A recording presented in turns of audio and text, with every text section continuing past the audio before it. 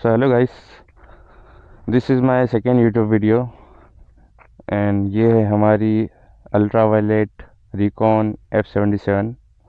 सो ये recon model है। इसका आज हम रेंज के बारे में बात करेंगे।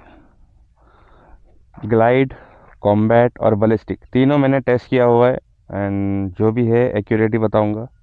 तो अभी हम इस रास्ते पे जाने वाले हैं। यहाँ से हमें 8 किलोमीटर वहाँ तक जाना है, कोने तक।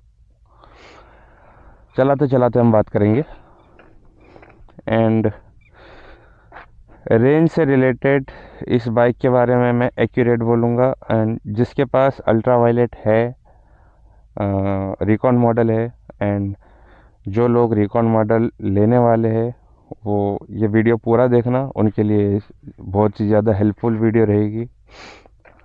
अगर आप डेली यूज़ के लिए ले रहे हो तो रेंज आपके लिए बहुत ही ज़्यादा इम्पोर्टेंट है एंड इस बाइक में रेंज कैसे काम करता है वो समझना भी बहुत इम्पोर्टेंट है, वरना रेंज समझने में ही आपको बहुत ही ज़्यादा टाइम लग जाएगा एंड आपको दिक्कतें भी आएंगी। इसलिए मैंने ये वीडियो बनाई। तो मैं जितना हो सके शॉर्ट वीडियो रखूँगा एंड ज़्यादा इन्फॉर्मेटिव रखूँगा।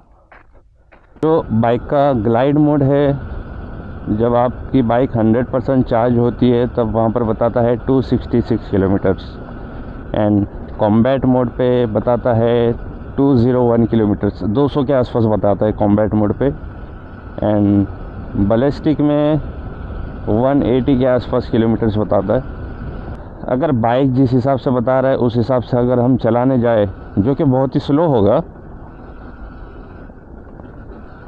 तो हमें ग्लाइड मोड पे तो 260 किलोमीटर मिल जाएगा।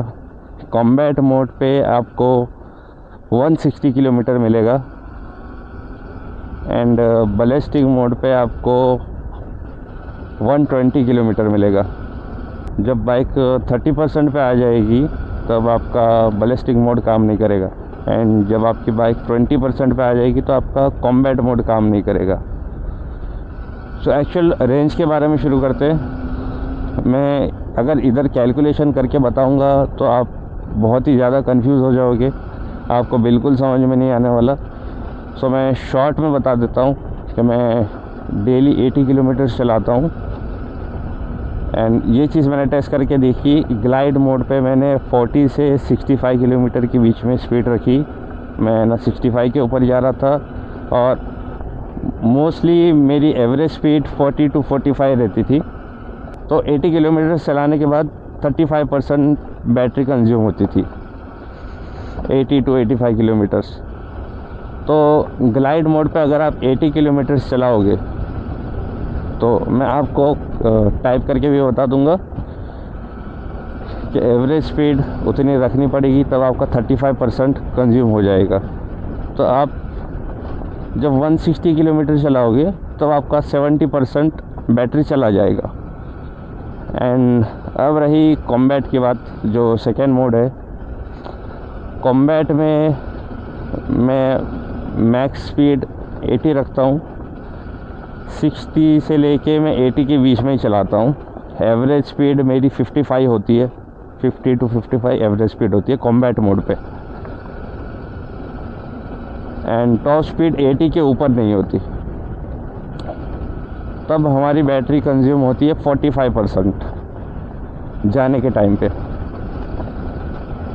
तो 80 किलोमीटर्स सीधा चलाएंगे कॉम्बैट मोड पे तो 45% बैटरी कंज्यूम होगी। ओके एंड बैलिस्टिक मोड पे मैंने टॉप स्पीड 91 रखी थी, 90 से ऊपर नहीं गया ज़्यादा मैं। एक चीज़ आप सुन के शॉक हो जाओगे क्योंकि I am not lying, because मेरे पास डेटा है। Wait, I will show you something. So Monday की बात है, मैं 80 किलोमीटर्स का ड्राइव है मेरा, 80.27 किलोमीटर। एवरेज स्पीड मेरी 72 थी, टॉप स्पीड मेरी 91 है और जो एफिशिएंसी है, जबकि बैलिस्टिक में यहाँ पर बताता है 60 के आसपास, 60 के ऊपर नहीं जाना है आपका वाट पर किलोमीटर। पर मेरा यहाँ पर एफिशिएंसी 84 बता रहा है। तो टॉप स्पीड मेरी नहीं थी ज़्यादा, मैं 90 पे ही चला रहा था। एवरेज स्पीड मेरी 72 थी। तो मेरी बैटरी कंज्यूम हुई 70%, नहीं सॉरी 70 नहीं, 68%, क्योंकि वो टाइम पे बाइक मेरी ओवरहीट हो गई थी, क्योंकि इसका सॉफ्टवेयर अपडेट बाकी था। तो सॉफ्टवेयर अपडेट होने के बाद वो ओवरहीटिंग का प्रॉब्लम ख़त्म हो गया। बट 80 किलोमीटर चलाने के लिए मेरा बैटरी कंज्यूम हुई 68%। ये तो हो गई जो मेरा जो एक्सपीरियंस था उसके हिसाब से बता दिया।